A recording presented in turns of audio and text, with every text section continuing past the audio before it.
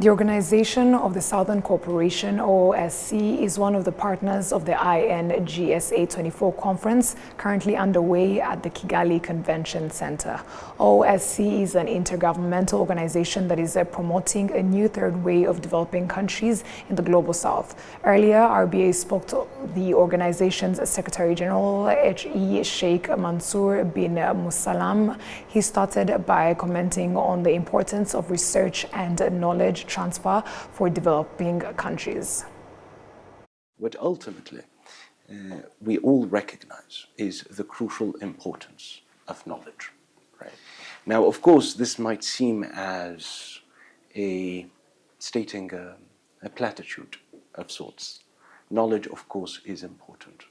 Right? But in our countries of the South, we are also aware, because of various historical trajectories, including the legacy of colonialism and the paradigms that have dominated the development discourse, that there are entire areas of knowledge within our countries, within our societies, that have been historically marginalized, excluded from the discourse of development.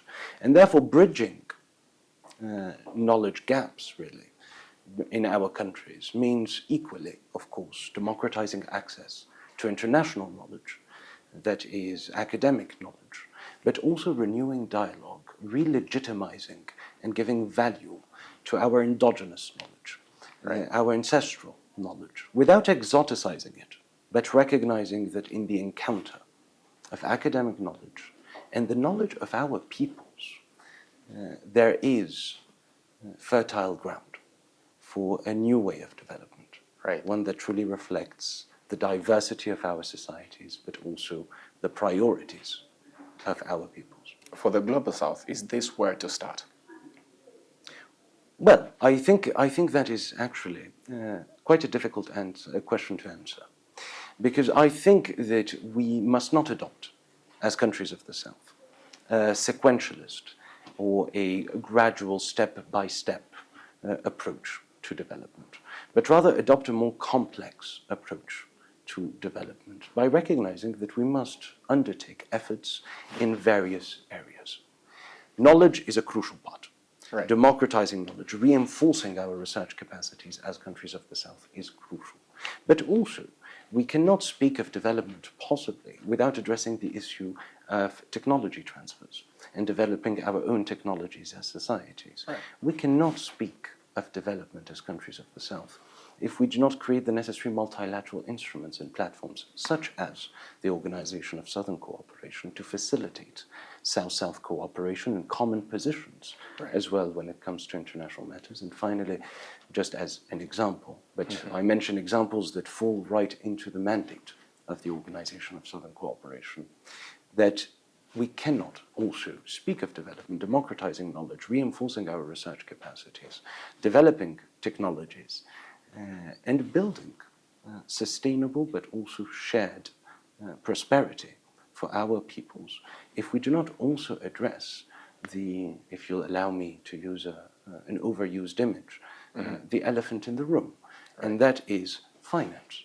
We cannot possibly address our development needs if we do not address the issue of sovereign debt, as well as, and that is crucial, the new financing for development needs that we have. You mentioned some of the tools that need to be used and prioritized by the Global South countries. And you bring me to my next question. What are some of the objectives of the Organization of the Southern Cooperation? Well, thank you for that. The Organization of Southern Cooperation has a very broad mandate as set out by our member states, who are, as you rightfully pointed out in your very kind introduction, from Latin America and the Caribbean, Africa, the Arab world, and Asia Pacific. And of course, this very broad mandate centers on what we consider to be 4 core mandates, or 4 core areas of action. These are accompanying our member states in building balanced and inclusive education systems, transforming our education systems so that they're not only more responsive to the developments in the world and the new needs of the world in which we have entered in the 21st century, but also better reflect our national priorities, our local realities, and our individual aspirations. The second of those core mandates is that of accompanying our member states in reinforcing transdisciplinary research capacities. Third one, of course, is that of accompanying our member states in bridging the techno-digital divide. Right.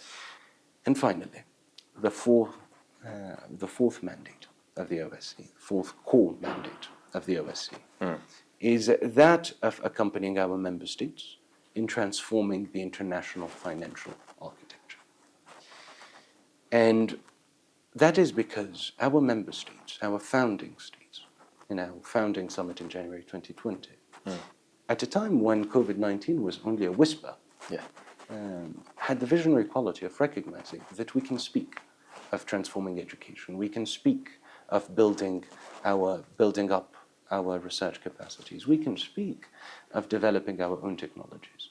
But if we do not give ourselves the resources and the means necessary to invest in those critical sectors, all of our plans, no matter how noble, no matter how detailed, no matter how revolutionary, I dare say, from a development perspective, will be nothing more than yet other sets of plans that will remain nothing more than aspirations that never materialize. Right. And now allow me to narrow it down to Rwanda, Your Excellency, now that we have a pleasure of having you today.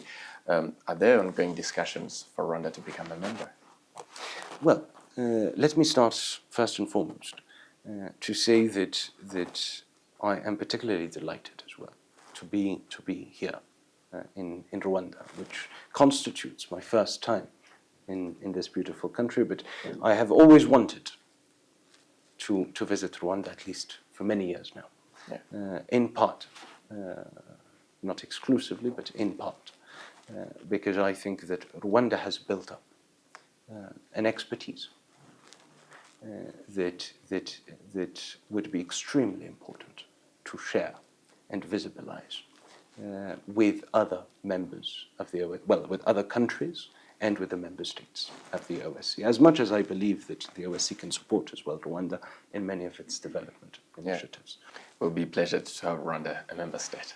It will be our honor. Right, and as we head towards the conclusion, it has been a few years since the OSCE was formed, and if you can tell us what are so far some of the milestones that have been achieved, and if you can tell us what should we expect or project in the near or far future in terms of the development of the Global South. Beautiful. Thank you. Well, as you pointed out, the OSCE was founded on the 29th of January 2020 at our founding international summit, right before COVID-19. But because the OSCE is an intergovernmental organization, of course, it also had its own process to enter into force, because it's an international treaty, an international agreement requiring national ratifications.